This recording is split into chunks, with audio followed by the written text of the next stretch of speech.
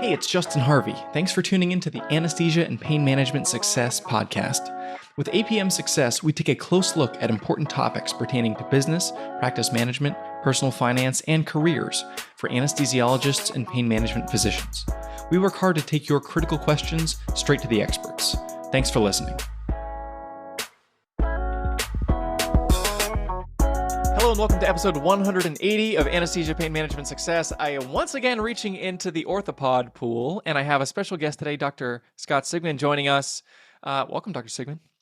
Justin, it is a pleasure to be here, especially with a fellow podcast hoster. Right. I love it. Thanks for having me. That's right. In addition to being an orthopedic surgeon, Dr. Sigman has the Ortho Show, which is probably most of the listeners of this audience wouldn't necessarily have a reason to listen to, but I reached out to Dr. Sigman because of his alignment in terms of wanting to help physicians get out of the rat race and his unique position and awareness of many of the issues physicians face. Obviously, orthopedists and frankly, pain management doctors, they're like hand in hand a lot of the issues with physician reimbursement, surgery center complexity, ancillary opportunities. And so I'm really excited to be speaking with you today. Yeah, no, thrilled to be here, man. Let's do this. Let's educate the world we can. Yes. Tell me a little bit about, your journey, because you obviously medical education doesn't position a bunch of entrepreneurs to come out of the blocks and do their own thing, but you are here carving your own path in medicine. Tell me a little bit about where you come from. Yeah, so grew up in Baltimore. Both of my parents were entrepreneurs, so it was something I grew up with. My mother was a headhunter, and she had her own business and was very successful. My father was a chemical engineer from MIT and spent a bunch of time in the sugar industry, and then one day decided that he wanted to open his own business in the trucking industry. He became a consultant to the people that were moving freight around the country. And so that was a natural experience for me. And what I was able to see is that when they both sort of broke out from the suit world in which they lived and be able to sort of control their own destiny, things really took off for them and they were very successful. And it's always been in my blood, always looking for opportunities. But I also always knew I wanted to be an orthopedic surgeon. From 10th grade, injured myself, had a sports medicine injury. I was a captain of the football and lacrosse team. I did very well in school. And it just was a natural process for me to go into orthopedics. So I wanted to be an independent doctor, have decision making, own my own business. And if you're in private practice, you are an entrepreneur, and then look and identify additional options and options out there as well. So at what point did you start to express some of that entrepreneurial itch in your medicine journey? Was it like immediately after training, or did it take a little while for that to come to fruition? Well, I think one of the things that we see a lot of right now, we hear a lot about is physician burnout, right? And what does that mean? Well, every day we're asked to do more, and we're actually compensated less. And so it's become a true volume oriented practice at this point. And it's a real struggle bus if that's all you're doing. So very early on in my practice, I decided that I wanted to be a clinical orthopedic surgeon, but I wanted to be in touch with what else was going on out there. And that for me early on meant professional education, for example, a way to get out of clinical practice and identify things that I have learned that I could teach. Medical device design, medical device development, these types of things, which were really, for me, a real way to sort of separate myself from clinical medicine and really open up doors for additional relationships. And those additional relationships are typically what drives you towards an entrepreneurial spirit, right? You identify a problem. Can you then come up with a solution? And then most importantly, who are you going to team with to make sure that that solution actually comes to fruition? Did you have any moments in terms of building your network and realizing some of the fruit from that seed that you had planted where you're like, holy smokes, this is totally different than when you're a university hospital employed physician over at XYZ University? It's almost every day now that Justin, the relationships that I've developed over a 25-year clinical practice have sort of elevated my game to be asked to be on certain advisory boards, for example, for startup companies. I have over 100,000 people that follow me typically on LinkedIn. So I have a very large social media network in which we help to influence and make positive decisions on. So I always say, as I mentor and people that are interested, developing the relationships early in life and maintaining those over a timeline, you never know when that person that you developed a relationship may be the key to some successful venture that you may have later in life. Yeah, I was actually giving a talk this morning to an anesthesia residency program and talking about, I call them above the line and below the line considerations. And I have this line on this PowerPoint slide, and everything above the line is like what happens with the money that you don't yet have, the economics that you might benefit from, but isn't yours yet. And one of the little bubbles I have up there is personal brand. Personal brand is one of these things that contributes meaningfully to your personal economics, but it's hard to quantify. It's kind of squishy and intangible, and it's not totally, it's not concrete like, oh, it's an investment, for example. So you're a someone who I've really like respected in the world of creating and cultivating a personal brand and a professional voice, and I got to imagine that has been a significant lever for you to build and develop this network, which continues to beget opportunities. So can you talk a little bit about what that means to you? So first and foremost, it's carefully cultivated. It's not by accident. And what I also say is, the message for your personal brand is going to be unique to you. What is it that gets you excited? What is it that gets you to wake up in the morning and want to be active and do something unique and different? And for some people, it may be messaging about education. So you may want to have your brand about patient education on new techniques and ideas. For another person, it may be, I want to be world renowned and I want to be a part of society so that people from around the world know who I am. You can then do that, but you have to work your way up in that process. It may be you're an industry person. Yes, you're a clinical doctor, but you're going to want to brand with industry to be able to help share new ideas. So the point I try to make is, it's unique for each and every individual. Find out what gets you excited, what are your strengths, what are your weaknesses, and then work on those strengths and sort of then cultivate your brand and your message. And then most importantly, you got to message it. You got to tell people about it. You got to be able to share it. And there's a lot of ways in which you can do that as well. I'm a huge fan of getting first name, last name, MD or DO.com whenever possible. And I was just in my research for this conversation. Scott A. Sigman MD.com is a little piece of virtual real estate that you own. Anybody out there listening, domains.google.com, go there, see if your name is available. If it is, and you can get it for $12 a year, do it. You don't need to use it right now. You can leave it on ice for a period of time. Maybe your current employment agreement doesn't allow you to have a website with your name on it, which is totally dumb, by the way, in my opinion, but it does happen. And that's a perfect place to begin to cultivate what you said, an intentionally crafted personal brand. Yeah, and I'm not sure how old or young your listeners are, but my message is you can't start too early and you can't start too late.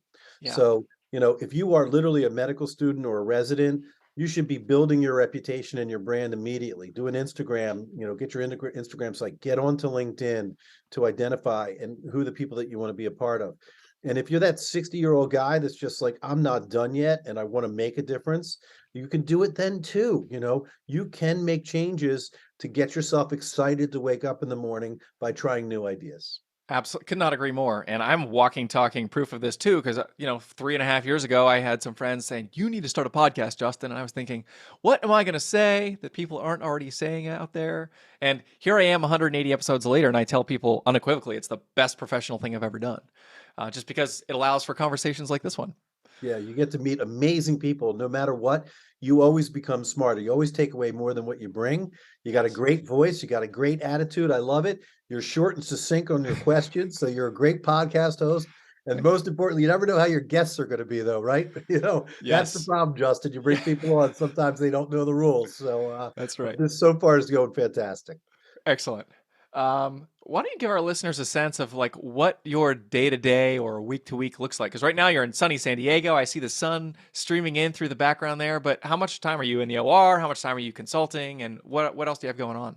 Yeah, I'm a very busy clinical practitioner still. I see 65 patients in a day. I typically operate on, anywhere from 15 to 20 patients in a week.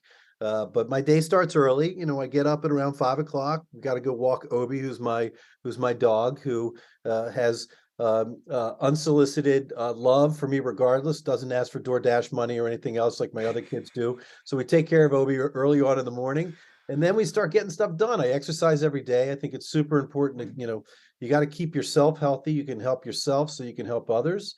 Hmm. And then for me, there's not a lot of wasted time, so I'm constantly interacting with business consultants and, my podcast producer, Ortho Laser, which is my franchise that we've started, which I'd love to talk a little bit about. We're constantly having conversations there. Now I'm on the surgeon advisory board for 5 different companies. I'm also now going to be on the social media board for a journal. So there's a lot of things that are happening. But I think that, the concept of multitasking doesn't work. I think you really do one task at a time and you do it well. But the key is to really identify your time and not waste your time if you can help it. So, for example, I'm in San Diego today. I'm going to be doing a, a a studio film shoot with Matthew Ray Scott for Heron Therapeutics, which manufactures ZynRelief, which is part of my opioid sparing brand that I'm thrilled to be a part of. And I'm going to be a digital opinion leader, which is a new term that we've coined, not just a key opinion leader, but a Yes. digital opinion leader. We're going to develop videos and then share those across networks of influencers that can help to improve the marketing messaging for pharma companies, medical device companies, et cetera. So for me, it's a lot. There's a lot going on, which we love to do, but I also love the clinical practice of medicine. But I also love getting on a plane and filming a message. This is really important, Justin, for our listeners out there. You know, I can be as busy as I can possibly be and see maybe 65 or 70 patients, but that's all I can touch in a Mhm. day. If I do a video like this and we talk about opioid sparing philosophy, I can influence the lives of patients I will never meet by scaling this concept of what we're trying to do here. So to me, it's as important as opening up the patient door to take care of a patient. Yeah, you mentioned Matthew Ray Scott. We are talking before we hit record here. He is somebody who I really have admired a lot of his work and the way that he's equipping physicians for this work. He has Feed the Agency is the name of Yes. his company, and we'll link to them in the show notes. apmsuccess.com/180. We're going to have all the relevant links for today's conversation, but would encourage anybody who's on LinkedIn to follow him. He has so much great perspective and even just methods and tactics of how to cultivate this personal brand, how to replicate yourself and your influence through the use of video. I've learned a ton from him over the years, and he's somebody that I've been really glad to have in my network.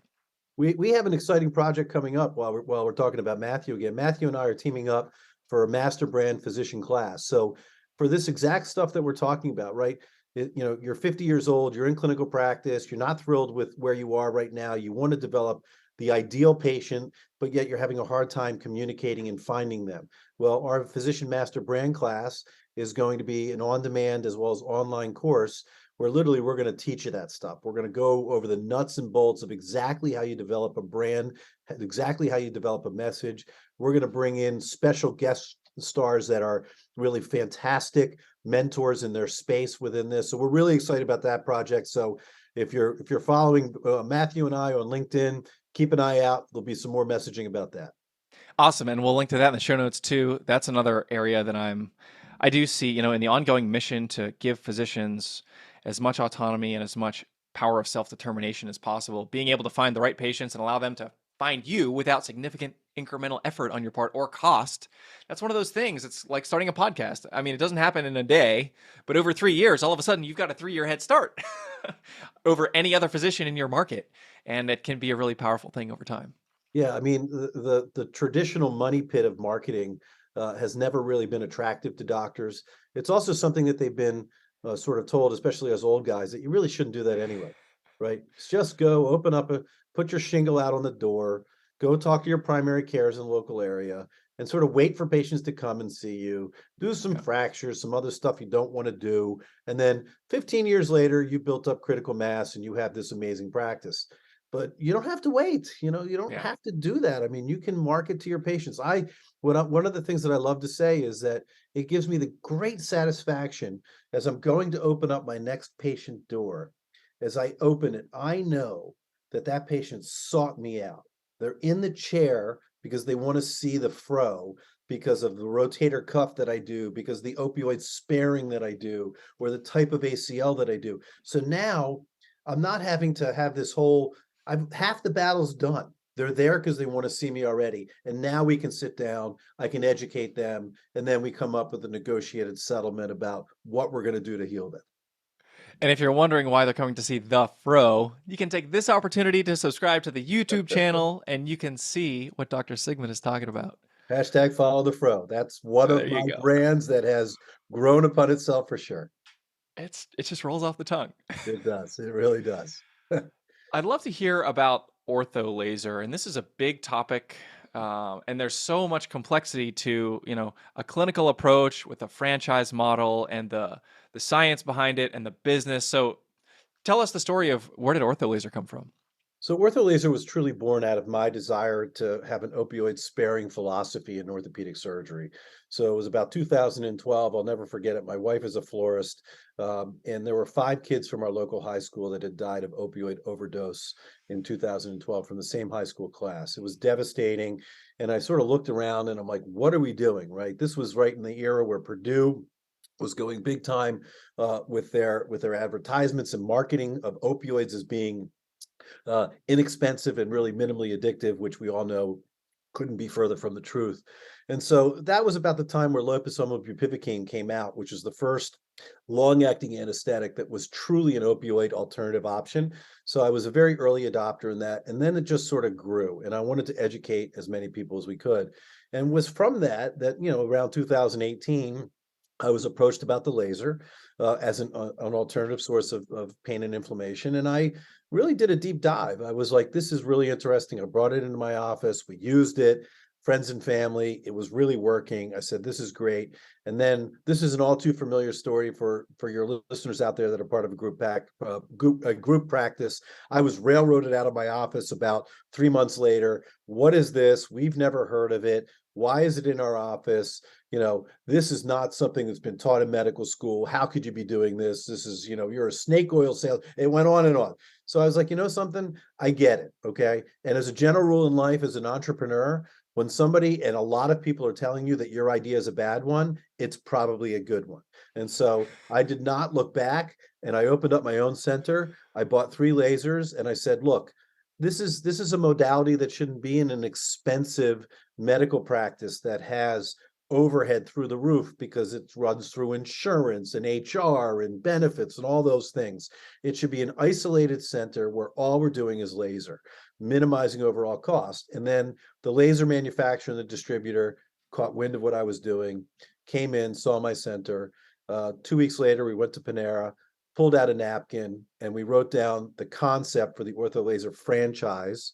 And then we partnered together, and here we are. So I'm more than happy to want to give you a moment to take a breath here and sort of study that, but more than happy to talk about the rest of the laser process and the franchise as well. Yeah, I'd love to get into that, but I'm curious from a decision making standpoint for you. So you're doing this thing, you're testing it out, you're looking at the evidence, and then the managing partner is like, "Oh my, did you hear what Dr. Sigman is doing down the hall?" And then the hammer comes down. Can you describe to me kind of how that felt, and was it an immediate like, "I'm doing this myself, like I don't need you guys," or was there any doubts for you as you're thinking about investing in a significant enterprise like this? Yeah, of course there are doubts, right? I mean, if you talk to any entrepreneur, like Guy Raz is one of my favorite, How I Me Built too. This, right? Yep. Great, great podcast. They'll all tell you the same thing. There's no book, there's no playbook. Nobody's going to tell you how to do this. You're going to have as much failure as you are going to have success. I went to Italy. I had studied up on the laser. The basic science and the clinical data around the world was outstanding. I knew it wasn't taught in medical school curriculums. I knew it was going to be an uphill battle, but I was like, this is a mission. This is a mission. This is not a mercenary project. This is a missionary product. We're going to do something. We're going to open up a business that's going to help society. I believe in this and I'm going to do it. And so it was hard, independently, the only, physician starting this clinical practice, a large financial investment on my part to be able to do it, but we did really well. Unfortunately, a pandemic rolled around, which put us all at pause for a long period of time. But then what's happened, which is really, quite sort of gratifying, is the validation of laser has occurred through many of our large medical societies, which no one expected to happen. So Mm, the American Academy of Orthopedic Surgery did a deep dive on knee arthritis and decided to come up with updated guidelines on the treatment of knee arthritis. mm, And they looked at all the literature support and laser made the list. mm. So now all of a sudden my partners who are pointing their finger at me saying, what is this hocus pocus? Are like, oh, okay, they're piquing their interest a little bit. And then about 9 months ago, the Centers for Disease Control for the first time in a while, gave updated guidelines on opioid prescribing, focusing on alternative pain management strategies, and laser made the list. So Hmm. now the Centers for Disease Control and the American Academy of Orthopedic Surgery have laser on the recommended list. And of the 12 partners that poo-pooed me early on, 10 of those are my partners in my ortho laser franchise in Chelmsford. So it's not easy. I'll tell everybody right now. If you're looking to do something easy, don't become an entrepreneur. Okay. Just keep doing that W-2 thing that you're doing and hope for the best and plod along and get on that bike and pedal as hard as you can. But if you have an idea and you're willing to put in energy, find the right partners to work with you, even against adversity, it can still be successful. Yeah. When thinking about these types of decisions, there's a guy named Seth Godin, who's like a marketing guru type who perhaps you've heard of. He has this reframing of a classic question, which is, what would you do if you knew that you wouldn't fail? And he takes it and turns it on its head to examine the missional mindedness of a potential venture and says, what would you do if you knew that you would still fail? And I think that's really helpful to say, this clarifies, am I doing this for the right reason? Like, is the cause that I'm trying to advance worth the blood, sweat, tears, and money that I'm going to invest in something? And I think the journey that you just articulated is maps perfectly onto that kind of Yeah. paradigm. No, it's interesting. I've never heard it, specifically that way, but that's the reality, of the process. And again, for our listeners, I'm not sure if people are aware, but the laser, it's a cold laser that we use, so it's not a surgical laser. It doesn't generate heat energy. It pushes photons into the tissues about 6 to 8 centimeters, and it changes the cellular milieu. And I always say this, we're a successful species on a planet that has a sun. We've been around for 300,000 years. It shouldn't come as a shock that in our deepest genetic code we are sensitive to light, and we are. And so, if you can shine the right light to the right area, you can create a healing response, and that's what laser does. So it's 10 to 15-minute sessions. They're in and out very quickly. We're high flow, but we're patient centric on the experience. It's very much like a salon. Great music. Everyone looks. All 14 of our current centers look alike. They're totally branded, and then it requires multiple treatments. It takes upwards of 6 treatments for acute injuries. We also use a laser post-operatively. The CDC now recommends laser for post-operative management too. So we use it perioperatively to reduce pain, to reduce the need for medication, and then all the chronic inflammatory conditions as well, which typically get 12 treatments. It's a patient pay model. There's no CPT code for this. You can legally self-refer. There's no Stark law issues because it's not a DHS or designated health service. There is no CPT code. It is a patient pay model. So our franchises are primarily physician owned. So for those that don't listen to my podcast, you should. It's called The Ortho Show. And we just had Will Kurtz on, who's a terrific orthopedic surgeon from Nashville, Tennessee. Very big thinker. He's a joint replacement surgeon, and he just wrote a paper in Ira Kirschenbaum's journal, the Journal of Orthopedic Experience and Innovation, about the commoditization of orthopedic surgeons. And he compared orthopedic surgeons to flat screen TVs.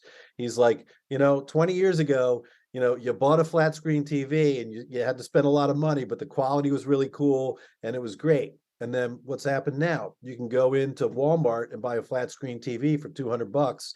And really, it's not about the quality anymore. It's just about the cost. And that's what's Mhm. happened to physicians. So we used to be compensated really well for our time, but now there's a drain from the hospital systems. The commercial payers are all about top line revenue, don't really care about saving money per se. And so what's happened? We've been squeezed. We're working harder. We're making less money, and we're asked to do more every day. So ortho laser, along with a lot of other different ancillary options, can provide mailbox money, and it's a triple win. The patients our efficacy rates are outstanding. We're 85 to 86% patients satisfied with their clinical outcomes. Our net promoter score is 85, which is a great number. Anything above 50 is a great number. And so patients are happy. Doctors feel great because you're providing, this missionary franchise business that helps to heal patients and provide them treatment solutions for pain and inflammation. And yes, you can generate some extra revenue. And I don't feel guilty about that. We've thought long and hard about how this strategy would work. Eventually, one day it may be covered by insurance, but for now, we're first in space, and we're really thrilled to be able to offer it. Yeah, for as long as physicians continue to feel guilty about generating profit, they're going to continue to get their lunch eaten by people who don't feel guilty about that. So if you don't take anything else from this, it's good that you get paid a good wage for providing an immensely valuable service. I'm curious to understand your experience around that first location and like building a model. And then as you transition from like, we're going to do a certain thing in a certain place to now we're going to create a rubber stamp and a template and a playbook to begin to franchise it. How did that evolve? Yeah, so you got to get the right team members around you. And again, no matter who you talk to that started one of these types of businesses, it's always that, right? I'm an expert at orthopedic surgery. I'm not an expert at looking at profit and loss statements. I'm not an expert in franchise development and marketing and sales. So putting together a team around you, get a CEO that understands the business. I'm the chief medical officer and founder. Yet I have a CEO that we brought in immediately, who had experience in business development to help us. So, what the whole idea is with franchises in particular is the scalability of what you're trying to do, so that more and more people have the availability of this great, modality that most people are unaware of. And so it was a slow and steady process. We have 14 centers that are open now. And what we found is that people really like our business pro forma, the financial people that are a part of the process. And so rather than just one-offing on one center, a lot of people are invested in area development agreements. So I want the metroplex of Dallas Fort Worth, and I want to be able to open up 12 centers. And that's how they're signing on board, which is great for us because we don't then have to identify every single location for every physician. Now, I know that you have some non-physician listeners out there too, so let's talk a little bit about that. We're a franchise model, and our franchise is typically set up with a PLLC, which is a professional limited liability corporation, so that the license of the physician is the license of the center. So you don't have to go and get a regulatory license for each center that you're opening. And then what happens is everybody knows in the business world, in order to scale something, you want to be able to do something above the level of the franchise. So an MSO model is typically set up, managerial service organization. And the good news is that within the MSO model, non-physicians can have ownership of the process. So you have a licensed physician that's part of the franchise. It's a pass-through that goes through. It's just a pass-through organization, but the MSO is what manages the process above. So we have revenue cycle management people that have jumped on board. We've had medical device distributors who've come on board, who then become active equity owners in the MSO above the franchise. They then bring in capital and they'll buy, for example, in Massachusetts, Brian Hall, who is managing our ADA, has signed up for 12 centers in Massachusetts. He's going to open up 2 in the first year, and we're going to roll from there. So there's a lot of great opportunity here, again, for this modality to truly grow. And I got asked. We just hired a new marketing vice president. Who basically asked me over the phone the other day, "What's your vision? How do you see this playing out?" I said, "I want laser available to every person in the United States that wants to be able to do it. We need to keep our people mobile. We want to keep them out of pain. It doesn't have to always be surgery. If it is surgery, we can help you with your pain so you don't get addicted to opioids. So maybe Walmart buys us, maybe Amazon buys us, where we can then sort of get into the space all around the country." There's a lot there. And I want to take this moment to make a quick disclaimer that none of this conversation counts as legal advice, counts as financial Correct. advice, counts as clinical advice. Like read your Correct. own journals, talk to your own lawyers. That always Right. goes without saying, but it's the things that go without saying that need to be said. Um, I'm curious, in terms of how this is developing over time, I think that's a really compelling vision. Do you see a road to like commercial payers having a CPT code for this? And how does that change the game? So let's talk about that. The arduous process of getting a CPT code for a medical device is really difficult. Hmm. So you have to go through a PMA, which is a pre-market, a process through the FDA. It usually requires large randomized controlled trials, which cost, tens of millions of dollars. And then when you're done with the FDA, they usually tell you you're going to come through this and you're going to do it for a single diagnosis. So yes, We can go to the FDA, we can pull up, $30 million, run a couple of randomized controlled trials, and then they say, "Great, you now have an indication for the treatment of knee osteoarthritis. And if you want to do it for the shoulder, guess what? We need some randomized controlled trials for the shoulder." So it's immensely difficult to get through that process, which is why for our pain specialists that are listening, orthobiologics. Why have orthobiologics, which there's more and more data every day, PRP, BMAC, bone marrow aspirate concentrate, lipogems, there's all of these things that are out there that clearly have success, but yet do not have a CPT code. So we are Mhm. asking our patients to pay out of pocket for these modalities. And it is what it is. That's the reality of where we are now. Eventually, one day, that may happen, Justin, that there'll be a CPT code that runs through insurance, but I would say it's pretty far down the line. Do you envision a world in which all these franchises band together to do this RCT nationally that can help move the ball down the field on that? Yeah, I mean, again, I think that, at the franchisor level, as we grow and expand, we're going to want data. We're going to want clinical support to show that what we're doing truly works. So we're running studies. We're considering starting a post-operative randomized controlled trial as we speak now to prove and show that the laser is efficacious around perioperative treatment.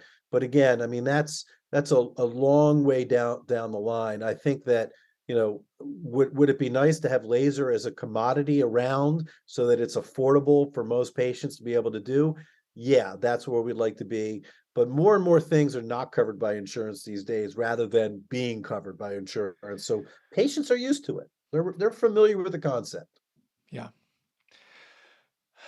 Is this something that only orthopedic surgeons can use, or what specialties participate with this? Excellent question. So we have a number of pain management specialists, whether it's PM&R or anesthesiologists, that are equity owners in our centers across the country, and we welcome them as part of their pain management strategy. Our latest endeavor, which we're really excited about, is that the telemedicine laws around the country have really sort of been revolutionized, if you will. And we've been hesitant to doing any kind of direct to consumer marketing because we felt strongly that a physician patient relationship should be established when making a recommendation for medical treatment. But now there are some newer principles in about 47 out of the 50 states now allow for asynchronous telemedicine. So what does that mean? So rather than having a direct communication like you and I are having, whether it's audio over the phone or audio visual with this type of a Zoom meeting, you can actually have a store and form type of process where they answer a questionnaire.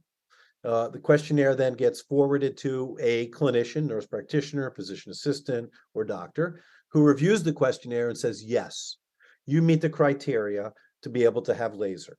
And then within a 2 hour turnaround, or let's say less than 24 hours, a patient can now start laser treatment without making an appointment to go see a doctor, without going and tracking down your electronic medical record or your MRI report or something to show that you got this. So they fill out the questionnaire, they can be seen the next day, laser can be started, and within their consent, we specifically put in language to say, look, if you're one of the 15% that don't get better after laser treatment, we advise that you seek direct medical care with a clinician. So, from a medical legal perspective, we've met the criteria for a physician patient relationship that the Board of Registration of Medicine requires. And so we then, in our consent, provide an escape for them to get additional treatment if they need to. And so we're really now excited about starting a marketing campaign direct to consumer so that everybody can learn about this instead of the slow process that we've had so far. What's been the hardest part of this journey for you? It's been something that I've seen throughout my entire clinical practice, and that is when you have new ideals, new ideas, more often than not, you're going to get rotten tomatoes. And it's been that way for me, whether I do this new patch that you use for shoulder surgery, which no one has heard about yet, or if we're doing the Bare ACL, which is this new collagen-based ACL restoration. People are always going to be skeptical. They're always going to be naysayers. They're always going to tell you that what you're doing is not the right way to go. But at the end of the day, if you do your research and if you believe in it, it may take a while, it may take years, but eventually, more often than not, if you've done it right, you're going to get proven correctly. And then eventually, the laggards will cross the chasm of innovation with you, and then it becomes mainstream. So it's been something I've been doing my entire career. I'd like to close and kind of talk about uh, the sort of diverse components of your career as it now stands and help physicians who are perhaps earlier on and are thinking, oh my gosh, industry consulting or entrepreneurship or owning a share in a couple of these lasers, that sounds so like sexy and cool. And you say mailbox money. I like the idea of money in my mailbox. How would you encourage physicians who are trying to take that first step or trying to accelerate that journey? What has been most helpful for you in moving that forward? And can you give them a little like taste of what are the best parts of that for you? Yeah, so for me, it's always, always, always about relationships. And so it's the relationships that I've made along in my career path that have helped me to be able to do the multiple things that I do, right? So what do I do? So I have this really cool podcast. It's a complete labor of love. I'm not making any money on it, although that's not entirely true. I think we just got an offer to potentially sell it, so we'll see. Wow. But but that's been, it's been a 3 to 4 year history of building that process up over time, starting a franchise outside of clinical practice, and now um, being a national franchisor. I'm on the surgeon advisory boards for 4 to 5 different companies. I'd like to describe myself as a unicorn finder, trying to identify that next big thing that everyone else is trying to identify and really be able to help it move along. So, surgeon advisory boards, professional education, super important to me too. I just got named to the Surgeon Advisory Board for Precision OS, which is a really cool new company, which is a virtual reality company, which we're going to now use the metaverse to be able to instruct and teach surgical trainees on how to do surgery without necessarily, using cadavers or practicing on people, so we can get reps in Hmm. this world. Amazing technology. Super excited about that. So that's part of what I do as far as professional education. I'm an editor on journals because I like to be a part of what's happening in the process of what's happening as well. But I mean, so there's a lot of things that I do, and I get made fun of all the time by some of my dearest friends about, like, Michael Redler is a dear friend of mine. We just went down to Honduras on a medical mission. He's like, Scott, I don't know, how you do it all. So you don't have to do it all, and it certainly didn't happen overnight. Um, and so my advice is to develop these relationships, identify the things that get you excited. So, for example, you know, do you want to be a member of a society? Do you want to become, if you're going to be a member of a society of anesthesia or whatnot, get yourself onto committees so that you can potentially work your way up, through the process where then you become this respected individual within your specialty, which helps to drive patients to want to be a part of what you're doing. And then, another great tool is to go onto LinkedIn and identify the people that resonate with you and then become part of their world. And the way in which you do that is you start to like their comments and you then comment on their comments. And I always say, there's always room at the table of innovation. So you might think that this person is so big or too important that they're never going to want to talk to me. They're never going to mentor me. They're never going to provide me advice, but that's actually not the case. If you identify what gets them excited, and then you can then communicate with them about that, then you get the seat at the table. And the next thing you know, somebody's wanting to message you to say, what is your thought process on this? So hard work, energy, you know, take your time, build it over time. It's never too early or too late to start. One of my big thoughts as well. Yeah, LinkedIn is such a great place. It's not a place towards which physicians naturally gravitate unless they're like looking for a job. Then they do that last minute scrub of their profile when they're applying. But I would say there are a lot of people there that want to collaborate and a lot of industry partners, especially. And if you're looking to build those industry relationships, there's probably not a better place to do it than LinkedIn. 100%. It is. I mean, I use social media across all avenues, and I like to have fun too. I mean, LinkedIn is the business Facebook of business, right? I'm not publishing. I love my kids, but I'm not showing the kids' graduation party. It's about what are the things that I'm doing. Like, I'm going to publish a video when we're done here that Matthew Ray Scott and I did talking about a digital opinion leader. We're going to focus on that. We talk about what meetings I'm going to go to. And then, you develop this relationships with people over time. Big fan of Instagram. I have lots of fun on Instagram. I say that's for the young people. Like we just did a video and, in the OR yesterday that was really well received. And I was like, look, kids, next time your parents tell you that you're getting too much screen time, right? You tell them you're practicing to be a surgeon because let me show you. Because arthroscopy is like gaming, right? It's like the same sort of maneuvers and things that you're doing. So that was well received, lots of fun. And then Facebook is for the old people. I always get yelled at for that, but it's for your local community. If you're sharing things and ideas that you want patients to know about, but it helps to sort of build up, your brand. All of those avenues help to build your brand so that people can identify with you, so that when they walk in the door to see you as a clinician, they already have a sense of who you are. They have a sense of what's important to you, and they love being a part of something bigger than themselves. So they share in the stories that you've shared, and it's really Mhm. a lot of fun. I really enjoy all of it. I want to ask one question in closing. You are a physician who has diverse talents and interests, and your vocation is pretty broad.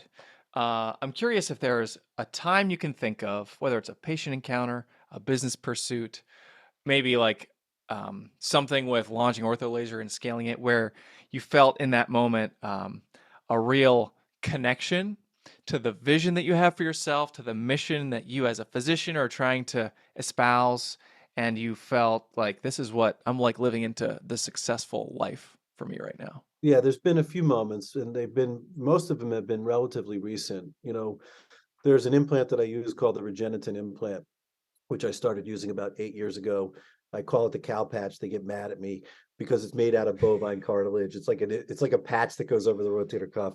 I've probably done about 3,500, almost 4,000 patients. And when I first started doing it, it was rotten tomatoes. I mean, it didn't matter where I went. People were like, "What are you doing? This is not great," etc. There was a paper that was just almost published out of Spain, which showed that in a randomized controlled trial, if the cow patch was used, there was 97% success. And if they did not use a cow patch, it was a 25% failure.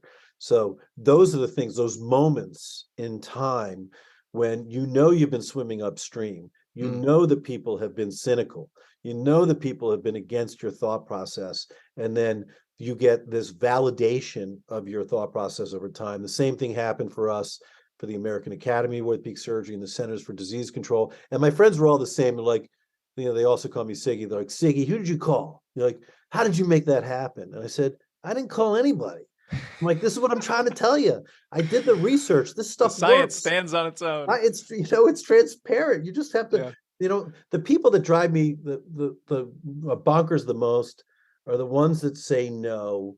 The first thing that they say is no, and they've never done any research. They don't have any understanding or backing to why they're saying no, Hmm. but they just say no. So I think it's a natural instinct. Zed Williamson, who was a guest of ours from Trackable Med, who was on the Ortho Show, said our body and human beings are distinctly meant from neuroscience to say no, right? Hmm. You're going to get step on that spider, you're going to say no, right? You're scared that something's going to happen. So I understand that, but there's been a lot of challenges in my professional career. I'm happy to say that most of them have been worth the effort, and you can't be afraid to fail. The only way that you can be successful is to take on the challenge. If you do fail, you get back up and you keep moving forwards. That's my best advice. Awesome. Well, Dr. Scott Sigman, thank you very much for joining us today on APM Success. It's my pleasure, Justin. Great job. Really appreciate you having me on. If you liked what you heard this week, head on over to apmsuccess.com, where you can find more content and free resources to help you build a successful career in anesthesia and pain management. If you wanted to leave a review in iTunes, I'd also really appreciate it. Thanks for using some of your valuable time to join me today on APM Success.